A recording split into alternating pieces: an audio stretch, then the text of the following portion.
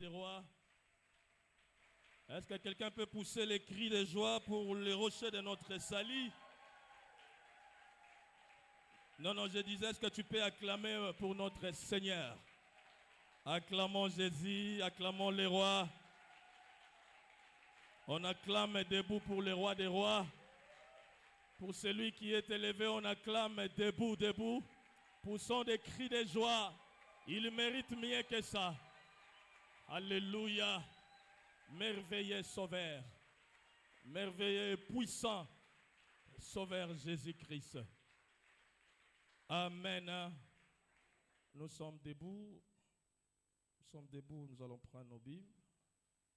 Et nous allons lire la parole du Seigneur. Nous sommes sur 2 Rois chapitre 7. Nous lirons les 2 premiers versets. 2 Rois chapitre 7, le premier et le deuxième verset. Et je demande à ceux qui sont assis de bien vouloir s'élever pour honorer la parole du Seigneur.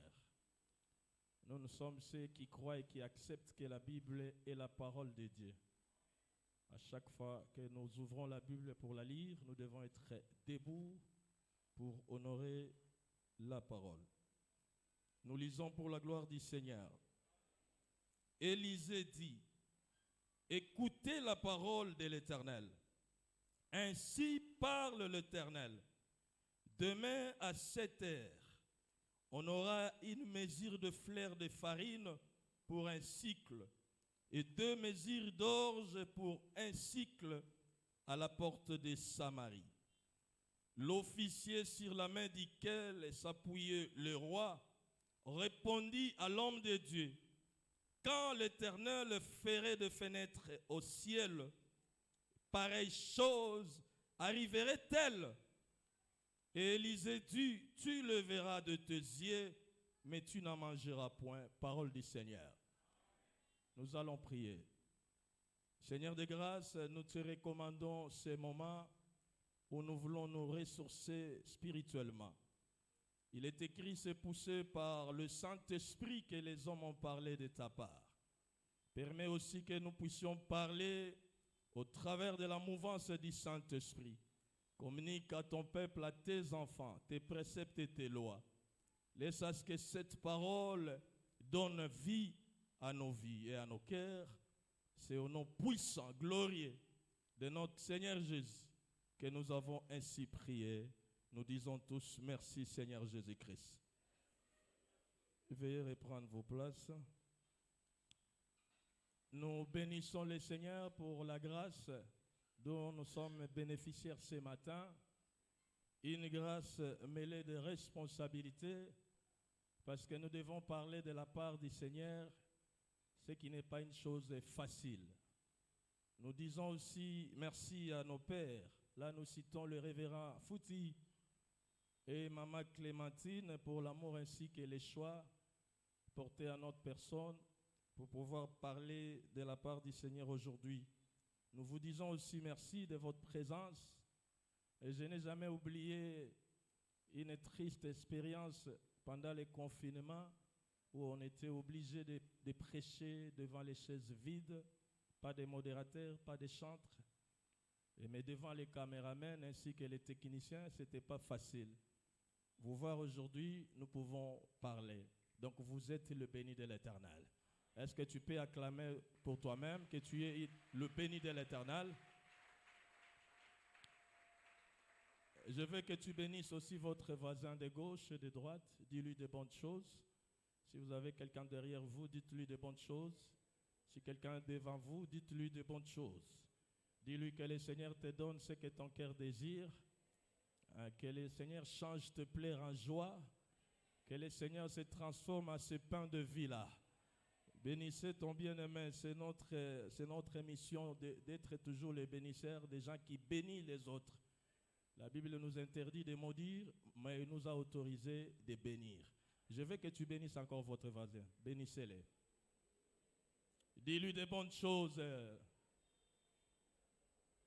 Dis-lui avant la fin de cette année que le Seigneur te fasse une joie qui va créer l'étonnement.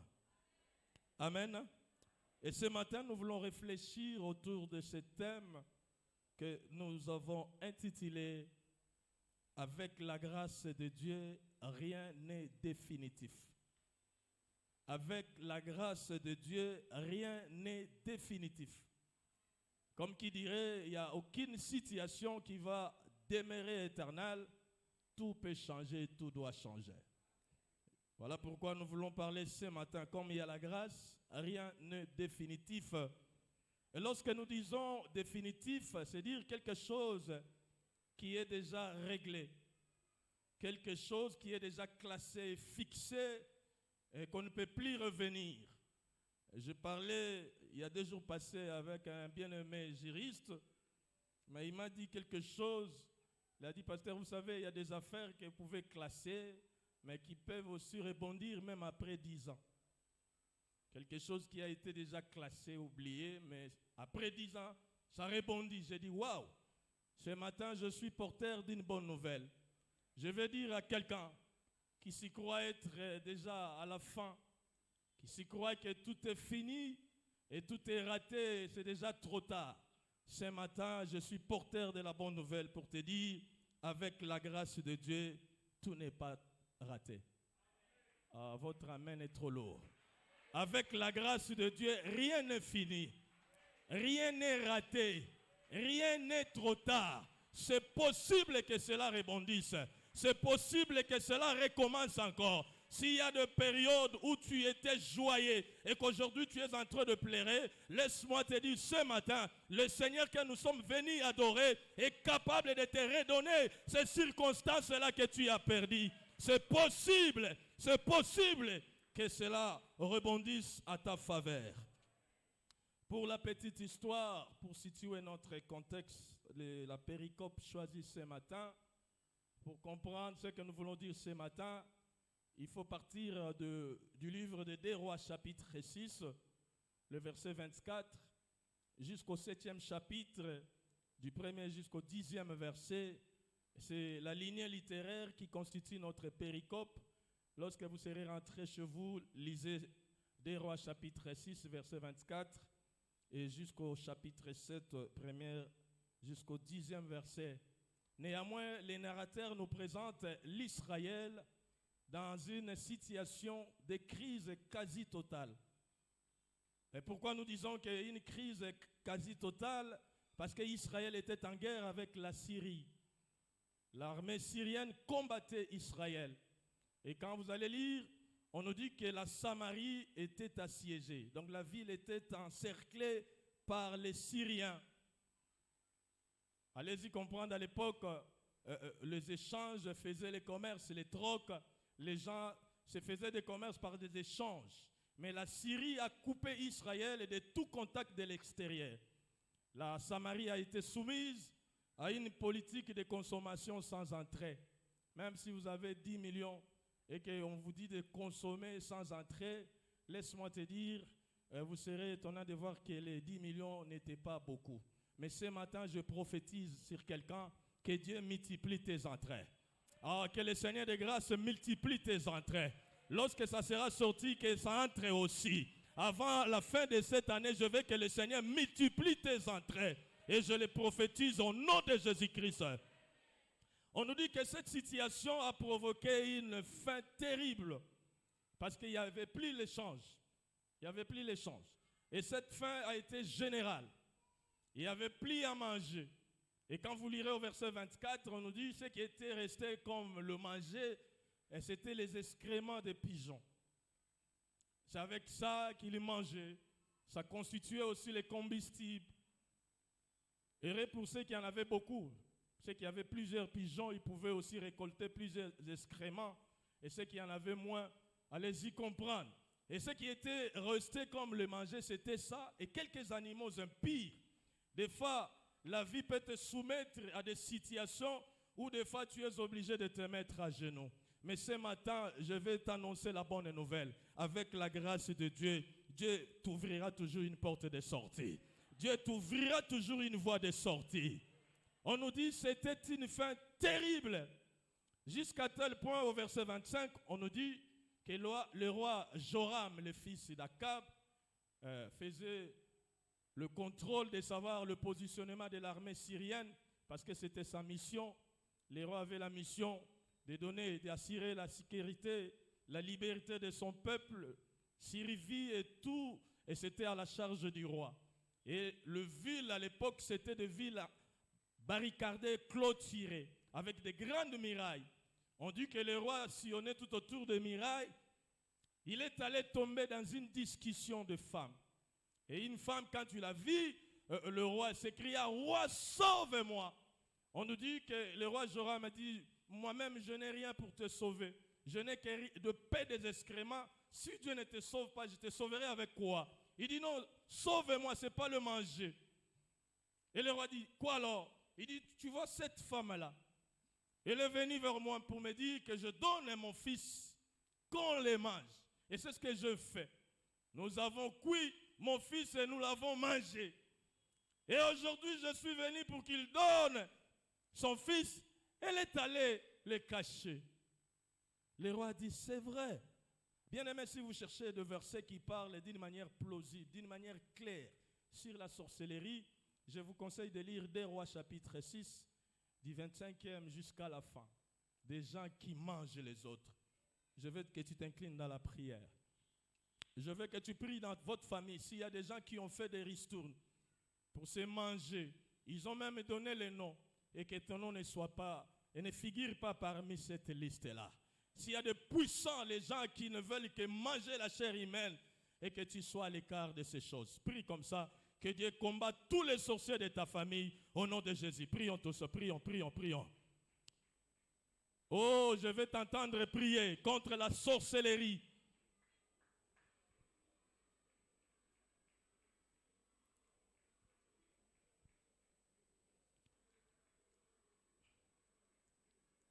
Au nom de Jésus. Bien-aimé, on nous dit, quand le roi a entendu ces paroles de cette femme, le roi s'est dit, si la tête d'Élisée restait encore sur son corps, je ne serai plus roi. Donc aujourd'hui sera la fin d'Élisée. Et vers versets 29, 30 et 31, on nous dit qu'il a envoyé un de ses serviteurs pour aller chercher Élisée et lui ôter la vie. Et Élisée a dit aux anciens qui étaient à côté de lui, lorsque vous verrez le serviteur de cet assassin, il faut le chasser. Ne le permettez pas d'entrer parce que son maître l'a envoyé pour venir me tuer. Et après on nous dit que le roi lui-même s'est présenté devant Élisée. Il a commencé ça, les autres commentateurs, William Barclay, Arthur Pink, qui ont commenté, ils ont dit qu'il a commencé à rassasier le passé. Il a dit, tu es le serviteur d'Élie. À l'époque de mon père, Élie aussi a fait de mêmes choses comme toi. Il a prié pour que la pluie ne tombe pas pendant 3 ans et 6 mois. Et c'est ce qui s'était fait. De même toi aussi. J'avais capturé l'armée syrienne. Mais tu m'as demandé d'organiser un festin et de les renvoyer libres. Et tu m'as trompé. Aujourd'hui encore, avec tes prophéties, les gens sont en train de s'entretuer, de se manger entre eux. En tout cas, je ne plie rien, je n'ai plus confiance avec votre Dieu. Et c'est alors qu'Élisée a commencé à lui détailler la grâce. Beaucoup de commentateurs appellent Élisée le prophète de la grâce. Le verset 1 du chapitre 7 de 2e roi est les détails de l'expression de la grâce divine. Élisée a dit ceci, écoutez la parole de l'Éternel, ainsi parle l'Éternel, demain à 7 heures, on aura une mesure de fleur de farine pour un cycle et 2 mesures d'orge pour un cycle à la porte de Samarie. Et le roi s'est dit. Avec ça, nous voulons répartir notre enseignement pour ceux qui écrivent. Nous allons répondre à ces 3 questions. La première, nous allons répondre qu'est-ce que c'est que la grâce d'après ce texte. Qu'est-ce que c'est que la grâce d'après les textes de 2 Rois chapitre 7, le verset 1er. Et la deuxième question, nous allons répondre pourquoi disons-nous qu'avec la grâce de Dieu, rien n'est définitif. Nous allons donner quelques réponses. Pourquoi nous voulons confirmer qu'avec la grâce de Dieu, rien Rien n'est classé, rien n'est définitif. Et troisièmement, nous allons donner quelques conseils sur comment vivre. Ceci dit, nous allons répondre à la première question, qu'est-ce que c'est que la grâce d'après ces textes? Nous n'allons pas donner une définition scientifique ni étymologique, mais nous allons donner une définition scripturaire. Partant de ce passage de 2 Rois, chapitre 7, le verset 1. Néanmoins, sur la définition étymologique, la grâce en hébreu, c'est le petit mot shanan, shanan, qui veut dire être favorisé. Si un hébreu te dit shanan, c'est dire tu es le favorisé de Dieu. Shanan veut dire aussi être en considération. Et si un hébreu te dit shanan, il te dit que Dieu te considère. Voilà pourquoi ce matin, j'ai dit à quelqu'un que tu es parmi les privilégiés et les favorisés de Dieu. Laisse à ce que le Seigneur te favorise dans tout ce que tu feras. Mais dans les Grecs païens, dans les Grecs profanes, la grâce signifie charis, charis.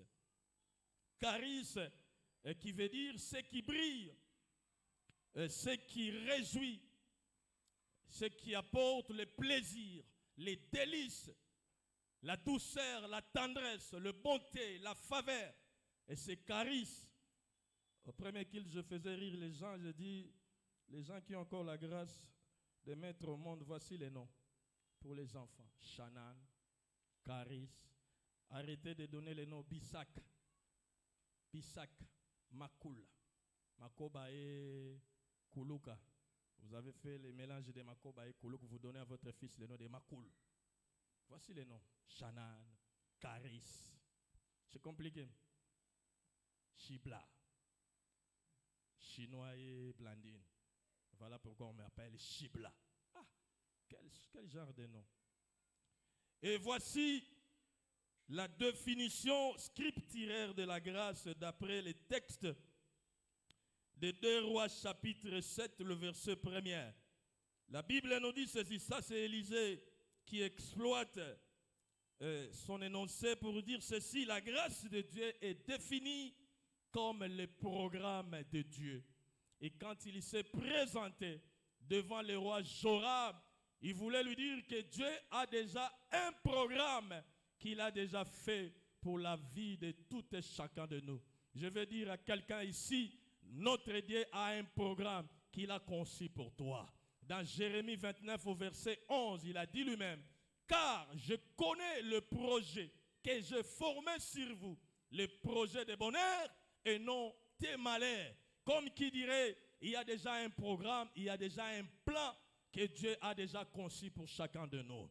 Oh, il y a un programme, il y a un calendrier que Dieu a déjà conçu pour vous. Même dans les calendriers, il y a d'autres qui vont naître au mois de janvier, il y a d'autres qui naîtront au mois de décembre. Mois de mai, cela ne dit pas que ceux qui sont nés au mois de janvier de passe, ceux qui sont nés dans d'autres mois. Non, à chacun son calendrier, à chacun son programme et à chacun son plan.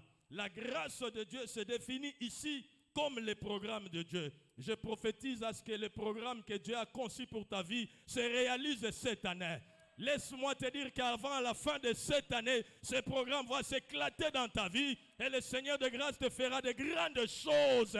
Au nom de Jésus-Christ, au nom de Jésus-Christ, que ce programme se réalise dans ta vie. Que ce programme se réalise dans la vie de ta famille. Que ce programme se réalise dans la vie de tes frères et sœurs. Que ce programme que les sorciers ne peuvent pas déranger se réalise dans ta vie. Au nom de Jésus.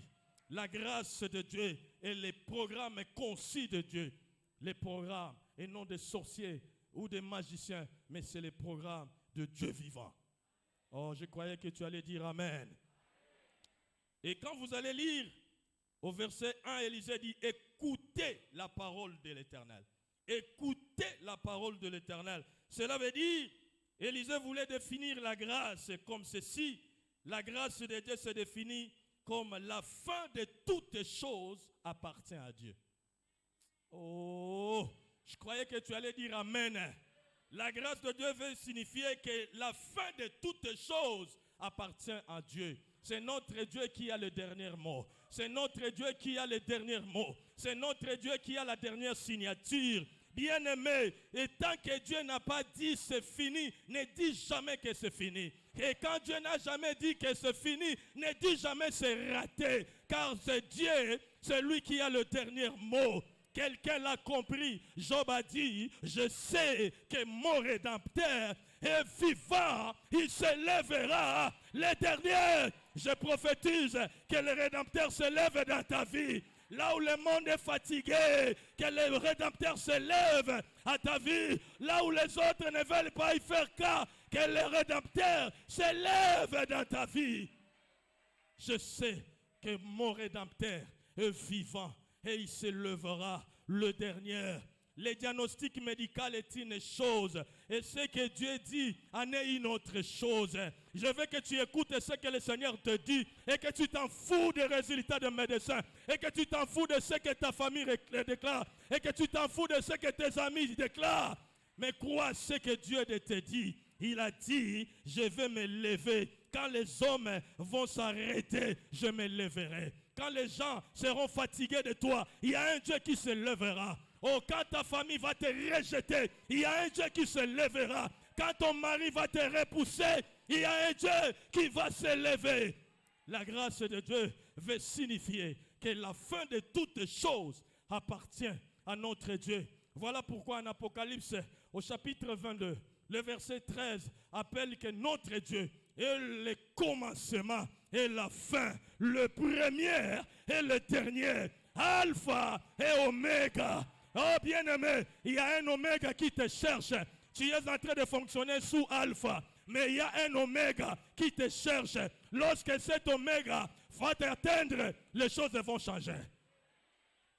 La fin de toutes choses n'appartient pas aux sorciers de nos familles, n'appartient pas à nos directeurs, n'appartient pas à nos chefs, n'appartient pas à nos collègues, n'appartient pas à celui qui t'a promis là. Mais la fin de toutes choses appartient à notre Dieu. Est-ce que tu peux acclamer ce grand roi?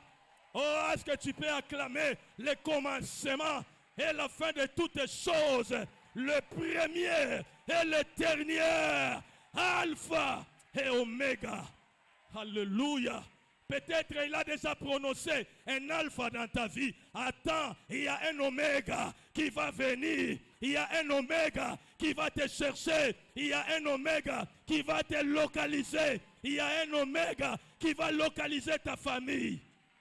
Alléluia. La fin de toutes choses appartient à notre Dieu. Lorsque Dieu n'a jamais dit son dernier mot, ne dites jamais c'est fini. Ah, ne dites jamais c'est raté. Ne dites pas ça, je t'interdis aujourd'hui. Comme il n'a encore rien dit, c'est possible que les choses changent. C'est possible que tu les chantes encore. Oh, il a dit dans Psaume 86, ceux qui croient en lui, ceux qui se reposent à lui, peuvent se réjouir encore, peuvent les célébrer encore. Je vais déclarer une saison de réjouissance dans la vie de quelqu'un. Je prophétise une saison de réjouissance dans ta vie. Et que cette année soit une année de réjouissance. Je prophétise la saison de réjouissance dans votre famille. La saison de réjouissance dans votre ménage. La saison de réjouissance dans tes affaires. La saison de réjouissance dans tout ce que tu fais. Je le prophétise. Tu vas te réjouir. Tu vas te réjouir. Tu diras cette fois-ci, je louerai l'Éternel. Oh, que cette saison de réjouissance soit inaugurée dans ta famille, dans votre vie. Et je le prophétise au nom de Jésus-Christ. Même s'il y a des choses qui t'ont interdit de se réjouir, aujourd'hui tu es entré dans les programmes de réjouissance. Je ne sais pas dans quel domaine que tu vas te réjouir, mais je le prophétise comme l'ambassadeur de Christ, comme l'envoyé du Maître, comme le serviteur de Dieu. Je prophétise la saison de réjouissance au nom de... Tu n'as pas besoin de calculer. Il a dit dans sa parole, si tu crois, tu verras la gloire de Dieu. Et si tu le crois ce matin, je te le dis, tu vas entrer dans une saison de réjouissance. Alléluia. Il dit encore demain. Nous sommes toujours au verset 1. Demain. Cela veut dire que la grâce de Dieu est définie comme tout dépend de Dieu. Et voilà pourquoi on nous dit même l'officier par lequel le roi s'appuyait, il fonctionnait comme un humain. Il posa la question. Même si le Seigneur ferait des fenêtres, pareille chose, c'est impossible. Il a dit, oui, tu as raison. Toi, tu le verras de tes yeux, mais tu n'en mangeras point. Mais toi, tu es de la race de ceux qui verront et qui mangeront. Tu es de la race de ceux qui verront et qui mangeront. Tu es de la race de ceux qui toucheront et qui mangeront. Tu es de la grâce de ceux qui verront de bonnes choses et qui s'en réjouira de ça. Au nom de l'Éternel, tout dépend de notre Dieu. Romains 9, verset 16. Romains 9, verset 16. Tout dépend de Dieu. Il dit encore, à cette terre, nous sommes toujours au verset 1er, à cette terre, on aura une mesure de fleur de farine pour un cycle et 2 mesures d'orge pour un cycle à la porte de la Samarie. La grâce de Dieu se définit comme les temps de Dieu. Il y a un temps de Dieu. Il y a un temps de Dieu qui cherche quelqu'un ici. Il y a un temps favorable, un temps fort de Dieu qui te cherche. Voilà pourquoi il a dit dans Ecclésiaste chapitre 3, le verset 1er et suivant, il y a un temps pour plaire, mais il y a un temps aussi. Ah, je savais que tu allais me compléter. Il y a un temps pour plaire, mais il y a aussi un temps. Il y a un temps pour s'aimer, mais il y a un temps aussi pour. Le temps de récolte est arrivé. Le temps de récolte est arrivé. Laisse à ce que les années que tu as perdues, tout ce que les sauterelles ont dévoré dans votre vie, que le Seigneur de restaurateur te les redonne au centuple, au nom de Jésus-Christ. Alléluia. La grâce de Dieu, c'est les temps forts, les temps favorables. Quand tu attends les expressions, laissons les temps au temps, c'est comme qui dirait, laissons tout entre les mains de Dieu. Il est lui-même les temps. Il est lui-même le concepteur du temps. Daniel chapitre 2, versets 21 à 22, la Bible l'appelle le maître de temps et de circonstances. Je le dis ici que Dieu va créer des temps propices pour ta vie. Dieu va créer des circonstances merveilleuses pour ta vie. Qu'il provoque des événements dans votre vie, des événements qui vont te faire pousser de l'avant. Oh, ce Dieu est merveilleux. Ce Dieu est merveilleux. Ce Dieu est merveilleux.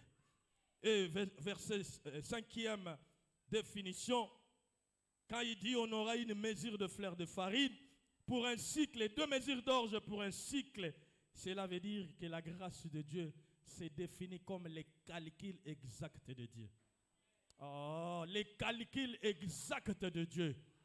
Les calculs humains admettent des à peu près 1,999 à peu près 2. 1,00, il faut rejeter les zéros après les virgules, plus ou moins, mais le calcul de Dieu ne connaît pas ces choses-là. C'est un calcul exact. J'aime bien l'expression que les Quinois aiment utiliser. Ce type-là, je ne l'ai jamais calculé. Cette dame-là, je ne l'ai calcule pas, je m'en fous. Il y a quelqu'un qui me calcule. Il y a quelqu'un qui me calcule. Son nom, c'est Jésus-Christ.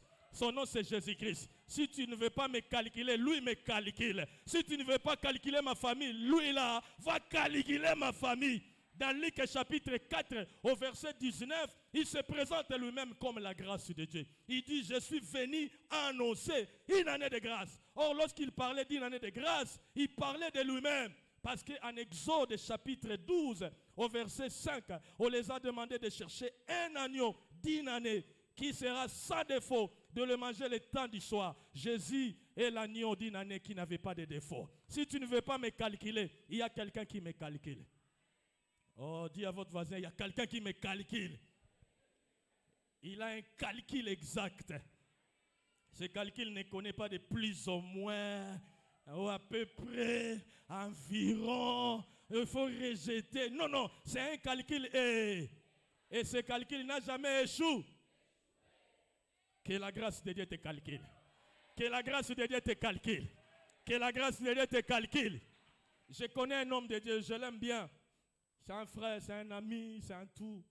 S'il veut me taquiner, il m'appelle révérend, bishop. Il me colle des noms. Un jour, bon, c'est par lui que j'ai eu un peu beaucoup de choses. Avec lui, on faisait des petits commerces. On devait envoyer des trucs. Des fois, on devait nous bouffer de l'argent. Comme on est pasteur, nous sommes obligés de bénir seulement. On était à la quête. Moi, j'étais déjà marié. Lui aussi devait se marier. Mais devant nous, il y avait des murs de Jéricho. À tel point, il ne savait pas. Il devait commencer à cotiser, pas de shawarma. et pas des express, il faut marcher peut-être avec les wewa. Mais un jour, il m'a dit, révérend, notre Dieu sait calculer. Même les questions les plus profondes de l'homme, notre Dieu peut répondre. J'ai dit, dites-moi, arrêtez de faire des trucs comme, dites-moi, qu'est-ce qui se passe? Là, c'était juste dans quelques jours de son mariage. Le bien-aimé n'avait rien. Mais Dieu est allé forcer quelqu'un. L'a obligé de ne pas dormir. D'appeler cet homme de Dieu-là. Et ce jour-là, cet homme de Dieu était la première personne de recevoir ce téléphone. Et la Bible nous dit, les pauvres parlent en suppliant. Mais l'autre fois, ce verset était transformé. C'est les riches qui parlaient en suppliant. Est-ce que tu ne peux pas m'aider à m'apporter encore votre dossier? Pardon. Parce que ceux qui étaient là, c'était perdu. Je ne les retrouve pas ce matin. Pardon, je vais te recevoir. Ouais, aux premières heures, viens, passe. C'est bien-aimé a commencé le travail. Les lettres de demande d'emploi, les dossiers sont venus après. Et quand il a commencé, c'était proche d'une fête. On l'a donné tout ce que les autres possédaient. Et les autres qui demandaient, même toi, même Ngaï, Koba, laisse à ce que la grâce de Dieu qui a calculé cet homme de Dieu, calcule aussi ta vie. Depuis que Dieu l'a placé là-bas, il est tenté seulement de monter de gloire en gloire. Je prophétise que tu montes aussi de gloire en gloire. Amen. Nous voulons répondre à la deuxième question. Pourquoi disons-nous qu'avec la grâce de Dieu, rien n'est définitif? Pourquoi? Pourquoi cette audace? Nous voulons donner quelques réponses. Pourquoi disons-nous qu'avec la grâce de Dieu, rien n'est définitif? 1. Parce que lorsque la grâce de Dieu agit dans la vie de quelqu'un, tout peut changer, tout peut être modifié. Oh. La grâce de Dieu peut tout modifier dans votre vie, peut tout changer dans votre vie. Bien-aimé, si tu as la grâce de Dieu, ne crains rien. Il a dit dans Ésaïe 43, au verset 18 à 19, ne pensez plus aux événements. Ah, complétez-moi. Ne pensez plus aux événements et ne considérez pas ce qui est. Voici, je vais faire quoi? Une chose comment? Il a dit une chose de seconde main. Hein? Il a dit quoi? Bien-aimé, je vais te dire aujourd'hui, si la grâce de Dieu agit dans votre vie, ce qui est passé est passé. Ce qui est ancien est ancien. Il ne faut même pas le rassasier, il ne faut même pas penser à cela. Attends-toi de cette nouvelle chose. Et je prophétise la saison de la nouvelle chose. Oh, que la nouvelle chose te cherche. Il a dit, je ferai une nouvelle chose. Il y a une nouvelle promotion pour toi. Il y a un nouveau mariage pour tes enfants. Ah, je te dis, il y a un bon résultat pour toi. Je te dis, il y a une nouvelle chose qui se prépare dans les couloirs de notre Dieu. Tout est provisoire. Avec la grâce, tout est provisoire. Dis à votre voisin, tout est provisoire. Même quand tu me vois là, je suis provisoirement chico. Dis-lui ça. Demain, je serai une autre personne. Je suis un être en devenir. Dis-lui. Bien-aimé, lorsque la grâce de Dieu agit dans votre vie, tout peut être modifié. La grâce a le pouvoir de modifier votre statut. La grâce a le pouvoir de modifier votre situation. La grâce a le pouvoir de changer tes complications de la vie. La grâce de Dieu a un pouvoir. Pourquoi disons-nous qu'avec la grâce de Dieu, rien n'est définitif? 2. Parce que là où il y a la grâce de Dieu, les efforts des hommes sont supprimés. La grâce de Dieu supprime les efforts humains. Des fois, nous forçons beaucoup dans la vie. Pour manger, il faut forcer. Pour s'habiller, il faut forcer. Nous forçons beaucoup. Mais laisse-moi te dire aujourd'hui qu'avec la grâce de Dieu, c'est possible que tes efforts soient supprimés. David a dit ceci dans Psaume chapitre 60, au verset 13. Le secours de l'homme n'est que vanité. J'aime bien ça. Le secours de l'homme n'est que vanité. Mais au verset 14, il dit ceci. Avec Dieu, nous ferons des exploits. Laisse à ce que la saison des exploits commence à inaugurer des grandes choses dans ta vie. avec Dieu, avec la grâce de Dieu, tu feras ce que le monde a dit, tu ne feras jamais. Voilà pourquoi au verset 2, l'officier du roi Joram, tellement humain, il fonctionnait comme un homme. Il dit, papa, même si Dieu trouait le ciel, ce que tu dis là, ici à Samarie, demain, c'est impossible. Parce que nous fonctionnons comme des humains. Nous fonctionnons comme des humains. Nous voulons forcer, nous voulons combattre. Nous voulons chercher, nous voulons transpirer. Quelqu'un même a dit, la main ne tombera jamais. Tout dépend du contexte. Si c'est pour toi, la main ne tombe pas. Moi, la main tombe toujours. Tout dépend du contexte. Qu'est-ce que tu attends la main? Si pour toi, la main ne tombe pas, ce n'est pas pour les autres. Tout dépend du contexte. Tout dépend du contexte. La grâce de Dieu rend facile ce qui était difficile. Alors la grâce de Dieu rend facile ce qui était difficile. Vous lirez Luc chapitre 1, versets 26 à 35. Ce qui était difficile pour Marie. Marie, quand elle était en contact avec l'ange, elle a demandé à l'ange comment cela se fera-t-il parce qu'elle fonctionnait comme un homme. Et l'ange lui a dit, comme tu as trouvé grâce, sois calme. Tu verras ce que le Seigneur fera de toi. La grâce de Dieu balaye l'insuffisance humaine. Là où tu ne sais pas répondre, là où les médecins ne savent rien faire, la grâce de Dieu a la réponse de Dieu. Voilà pourquoi dans Philippiens chapitre 4 au verset 13, Philippiens chapitre 4 au verset 13, l'apôtre Paul nous dit que je puis tout par celui qui me fortifie. Ne dites jamais que je ne ferai pas ça. Tu le feras à cause de celui qui te fortifie. Ah, je le prophétise et je le dis, tu le feras à cause de celui qui te fortifie.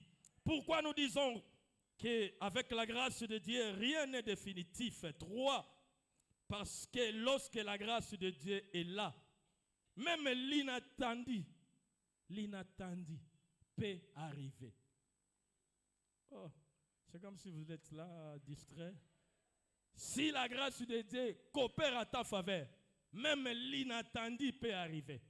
C'est que tu n'as jamais réfléchi. Même dans tes sujets de prière, tu n'as jamais prié pour ça. Mais peut arriver dans ta vie. Vous lirez Jean chapitre 5, le verset 5 et suivant. Il y a quelqu'un qui était en face de l'inattendu. Un homme malade pendant 38 ans. Il savait qu'on devait agiter l'eau par un ange. Mais ce jour-là, il était devant la grâce. Et Jésus lui posa la question, veux-tu être guéri? Voici la réponse humaine. Je n'ai personne pour me jeter dans l'eau. Jésus a dit, je m'en fous de ta réponse. Lève-toi, prends ton lit et marche. L'inattendu arriva. Je te dis ce matin qu'il y a quelque chose de l'inattendu qui va arriver dans ta vie. Ah, je te le dis, quelque chose va arriver dans ta vie. Élisée a dit à ses soldats, tu le verras de tes yeux, toi, tu le verras, mais tu n'en mangeras point. Et ces soldats a vu l'inattendu arriver. A vu l'inattendu arriver. Au premier culte, j'étais en train de donner un témoignage d'une maman de 4 enfants aveugles depuis l'âge de 14 ans. On était en train de faire des calculs au premier culte. Si tu as 14 ans, tu peux être dans quelle année? Les autres m'ont dit deuxième, troisième des humanités. Tout dépend. Mais c'est cet âge-là qu'elle est devenue aveugle. Née dans une famille de 7. 7 enfants, 4 filles, 3 garçons. Elle était la cadette. Et lorsqu'elle nous donnait son témoignage, j'ai dit, j'ai des sœurs belles, belles de figures, belles de taille. Et j'étais aveugle, on devait m'accompagner, on devait me mettre tout ce qu'il voulait. J'ai dit même au premier kit, on avait l'habitude de le faire habiller de la bionda. Vous avez la bionda? C'est quoi? Est-ce qu'il y a des mamans ici? Vous savez la robe et la jupe et la bionda là, c'était comment? Trop de zigzags, trop de mélange de couleurs comme Ikizoba-Zoba, des couleurs rouges avec des violets, avec des sandales mauves. Donc c'est compliqué. Donc même pour elle-même, elle se disait, moi le mariage c'est pas mon lot, moi ma vie c'est récemment comme ça. Et un jour, le Seigneur a fait à ce que la grâce quitte Lubumbashi. Le Seigneur a dépêché un grand monsieur cadre de Jekamé. Cadre, je te le dis. Et c'est cette dame-là, jusqu'à aujourd'hui, une maman. Je faisais rire les gens au premier kit quand j'étais en contact avec elle. Ce jour-là, J'avais eu un bon repos. Hein. Et le monsieur là, c'était vers Bon Marché. Il était avec sa sœur qui revenait du Maroc. Elle parlait, marchait comme ça. Les gens qui trop de français. Eh, monsieur s'est arrêté. Maman, vous allez où? Papa, vous nous connaissez? Non, non, je vais vous accompagner. Et la maman avec les dit, allez, le monsieur tellement, il insistait. Après, ils sont venus. Et sa sœur l'a demandé de monter, prendre la première place. Sa sœur est rentrée comme une cheftaine. Or, c'est ce jour-là, c'était sa destinée. Et lorsque le monsieur faisait entrer de vitesse, il regardait la Jeep et la Bionde, elle a dit, Mamie, ça c'était un Angelo. Deuxième vitesse, il regarde les joues, Mamie, troisième vitesse. Et ils ont fait des courses avec ce monsieur jusqu'à ce que le monsieur est allé le déposer chez elle. Et le monsieur s'est vu avec leur maman. Maman, c'est votre fille, oui. Elle s'appelle comment?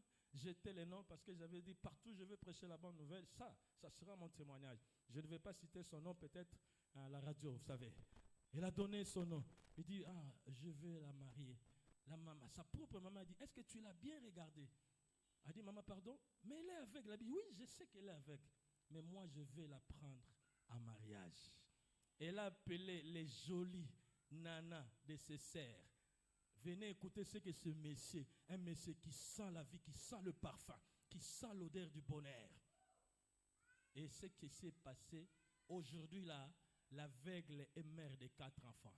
Triste sort, c'est elle qui est devenue l'intercesseuse de ses 3 sœurs. Jusqu'à aujourd'hui, elles ne sont pas encore mariées. Laisse-moi te dire, si la grâce de Dieu est là, la grâce peut s'en foutre de tout ce que le monde peut te mettre là. L'aveugle est devenu aujourd'hui une valeur ajoutée dans sa famille. Que tu deviennes une valeur ajoutée dans votre famille et dans votre vie. Alléluia. Alléluia. L'inattendu est arrivé dans cette famille. L'aveugle, mère de 4 enfants. Le jour où j'étais en contact avec quelqu'un, on a fini de parler. Elle m'a donné une action de grâce. Je disais ça au premier kit. J'ai remis l'enveloppe pour la deuxième fois pour me rassurer qu'elle me dise les montants. Parce que quand j'ai touché, j'ai dit, comme elle est aveugle, je ne peux pas faire de trucs, peut-être c'est pour la provision. J'ai remis, maman, est-ce que ça... Pasteur Chico, je connais. Elle m'a donné les montants. Maman, j'ai mis ça pas.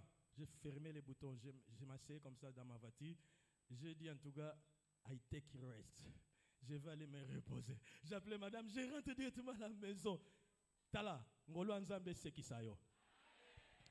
Et quatrièmement, pourquoi disons-nous que la grâce de Dieu, lorsqu'elle est opérationnelle, rien n'est définitif, parce que la grâce de Dieu peut passer outre les réalités humaines.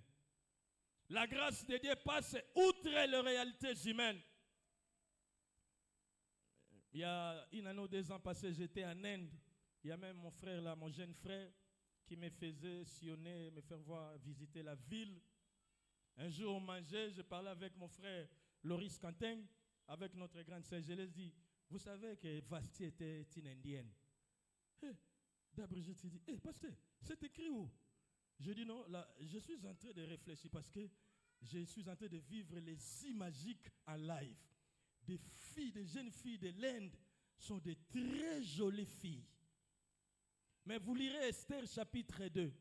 Lorsque c'était question de chercher une fille qui devait remplacer Vasti, Esther était une esclave qui n'avait pas droit à aller se laver avec les autochtones, qui devait cacher son identité. Mais Esther possédait une chose qui a fait que cette chose passe outre les réalités humaines. Quand on dit Assérius exerçait sa royauté de l'Inde en Éthiopie, il avait en charge 127 provinces. Allez-y en Éthiopie, allez-y regarder les jeunes filles congolaises, vous êtes très belles. Mais je vous dis en Éthiopie et en Inde. Mon frère qui est là, je lui disais, toi là, si tu n'avais pas une fiancée à Kin, si tout l'ophtalmologue là devenait à son ami. Maman, quand le match se comptable, je dis, que la grâce et le bonheur m'accompagnent. Une très jolie fille, malgré sa beauté de taille, malgré sa figure, elle manquait une chose que Esther avait. Vous savez, Esther avait quoi? Dites avec moi la grâce. Dites encore une fois la grâce. Quand vous lirez Esther chapitre 2, au verset 9, on nous dit que Esther a trouvé grâce aux yeux d'Hégai, qui était l'intendant du roi chargé de femmes. Esther trouva grâce à ses yeux. Au verset 15 dans Esther chapitre 2, verset 15, la Bible nous dit Esther trouvait grâce aux yeux de tous ceux qui la voyaient. Comme qui dirait, la grâce de Dieu précédait Esther. Partout où Esther entrait, il y avait déjà la grâce qui était là. Partout où Esther passait, il y avait déjà l'odeur de la grâce. Et au verset 17, quand vous lirez, vous verrez qu'elle n'était pas la première fille. Il y a eu d'autres qui ont défilé avant elle. Mais lorsqu'elle s'est mise debout, la Bible nous dit que le roi aima Esther. Et Esther obtint la grâce et la faveur. Lorsque la grâce de Dieu est sur toi, Dieu va te faire passer les réalités humaines. Si pour l'humanité, tu ne peux jamais passer de 1 à 3000, tu ne peux jamais passer de 1 à 1000 sans passer par 1, 2, 999 000. Le Dieu que nous sommes venus adorer peut te faire passer de 0 à 5000. Ah, peut te faire passer de 0 à 100 000. Peut te faire passer de 0 à 1 million. Laisse à ce que cette grâce passe outre les réalités des hommes. Que cela passe outre même les réalités de votre famille. Que la grâce de Dieu crie en ta faveur. Je m'en vais conclure en vous donnant quelques conseils sur comment vivre. Pour toi qui as écouté ce sermon, qu'avec la grâce de Dieu, rien n'est définitif. Avant de te donner quelques conseils, je veux faire une mise au point. La Bible nous dit dans 1 Corinthiens chapitre 4, verset 7. 1 Corinthiens chapitre 4, verset 7, l'apôtre Paul nous dit, qu'est-ce qui te distingue des autres? Qu'as-tu que tu n'aies reçu de Dieu? Et si tu as tout reçu de Dieu, pourquoi s'enorgueillir? Ce que je vais te dire, peut-être quand les autres crient amen, toi tu te dis, moi j'ai déjà ça, je l'ai déjà fait, j'ai déjà ça. Laisse-moi te dire que tout est grâce. Le monde peut te retirer ce qui fait ta force. Le monde peut te retirer ce qui fait ta joie. Tu peux rester main vide. Nous avons connu des gens qui avaient tout. Aujourd'hui, ils sont restés main bredouilles. Voilà pourquoi, lorsque le Seigneur te fait une grâce, ne sois pas orgueilleux ou orgueilleuse. Demeure humble et reste humble. Ne minimise personne. Même si elle n'a pas ce que toi tu as, c'est par grâce. Tout est grâce. Parce que les premiers d'aujourd'hui peuvent devenir les échecs. Les derniers de demain. Oh, dites avec moi Amen. Les mamans d'aujourd'hui peuvent peut-être devenir main vide. Une fois, j'étais invité à notre église d'Enjili. Les matins, quand je partais, je vis une foule de gens. Je me suis arrêté, je posais la question, qu'est-ce qui s'est passé? Et on me dit qu'il y a une maman, tu vois Semir ici, oui. Elle était là, assise avec ses enfants, 5 enfants. Et quand maman s'est levée, je ne sais pas, pour aller chercher quoi, les murs s'est écroulés sur les 5 enfants. Ils sont morts sur place, le même jour. Je me dis, Seigneur, je devais changer mon message, quoi. Mais on a passé 30 minutes d'adoration avant que je commence. J'ai compris que tout est grâce. Cette maman qui avait 5 enfants, pour un seul jour, elle est restée main vide. Je ne sais pas, je ne l'avais pas vue pour comprendre si elle avait quel âge. Il y a des familles comme ça, quand ils ont beaucoup d'enfants, ils disent, nous allons tourner des matrices, nous allons faire des machins. Cette maman est restée qu'avec des albums sans enfants. Voilà pourquoi quand le Seigneur te fait une grâce, ne crois pas arriver sans Jésus. Ne sois pas orgueilleux, restez humble. Je crois que j'ai dit quelque chose. Et voici alors quelques conseils sur comment vivre en entendant que la grâce de Dieu modifie les choses et que la grâce de Dieu change les choses. Face à toute situation, toute contradiction, tout problème qui semble désespéré ou tu ne sais pas transformer, premier conseil que je vais te donner, reste calme et sans crainte. Reste calme et sans crainte. Sache seulement, comme il y a la grâce de Dieu, le jour de l'Éternel arrivera. Sois calme, attends, avec assurance. Ésaïe chapitre 30, verset 15. Restez calme, tranquille. Attendez, la grâce de Dieu arrivera. Job chapitre 42, le verset 5. Job chapitre 42, verset 5. Au soir de sa vie, Job a dit ceci. Mon oreille avait entendu parler de toi. Mais aujourd'hui, maintenant, mon œil l'a vu. Je prophétise un aujourd'hui de quelqu'un. Laisse à ce que tes yeux voient la gloire de l'Éternel. Laisse à ce que les yeux de tes enfants voient la gloire de l'Éternel. Job a dit, mon oreille a entendu parler de toi. Mais aujourd'hui, mon œil... il faut me compléter. Mais aujourd'hui, mon œil... Dites avec moi, je le verrai. Dites avec force, je le verrai. Et dis avec foi, je le verrai. Ajoute pour la dernière fois, je verrai la gloire de Dieu dans ma vie. Tu ne mourras pas avant que tu touches à la gloire de Dieu. Tu ne passeras pas sans laisser des traces dans cette vie. La grâce de Dieu va faire à ce que tu laisses des traces. Sois calme et sans crainte. Deuxième conseil, ayez foi en Dieu et continuez de lui faire confiance. Ayez foi en Dieu. Même lorsque tu vis des contradictions, des confusions, ayez foi en Dieu. Continuez de lui faire confiance. Même si tu as perdu tous les repères de votre vie, votre situation semble désespérée, tu ne sais pas comment ça va se terminer, continuez à impressionner votre Dieu par ta foi. Hébreux chapitre 11, verset 6, la Bible nous dit, or, sans la foi, il est impossible de lui être agréable. Il faut que celui qui s'approche de Dieu croit que Dieu existe et qu'il est le rémunérateur de ceux qui le cherchent. Dieu existe. Dieu est réel. Je te l'ai dit, crois seulement et continue à lui faire confiance. Je veux que Dieu soit impressionné de votre foi. Même lorsque tu n'as pas ce que tu es en train de pleurer, mais que tu impressionnes ton Dieu avec votre foi et le courage. Il a dit dans Jean 14, verset 1, Jean 14, verset 1, que votre cœur ne se trouble point. Croyez en Dieu et croyez en moi. Croyez en Dieu et croyez en moi. Le Dieu que nous prêchons est le créateur des cieux et la terre. Il a le pouvoir de tout créer dans ta vie. Il a le pouvoir de tout changer dans votre vie. Troisième conseil. Faites de la prière votre style de vie. Que la prière soit une partie intégrante de votre vie. Et parmi les derniers conseils de Jésus à ses disciples, dans Luc chapitre 18, verset 1, il a dit à ses disciples, ne vous lassez pas de prier, priez toujours.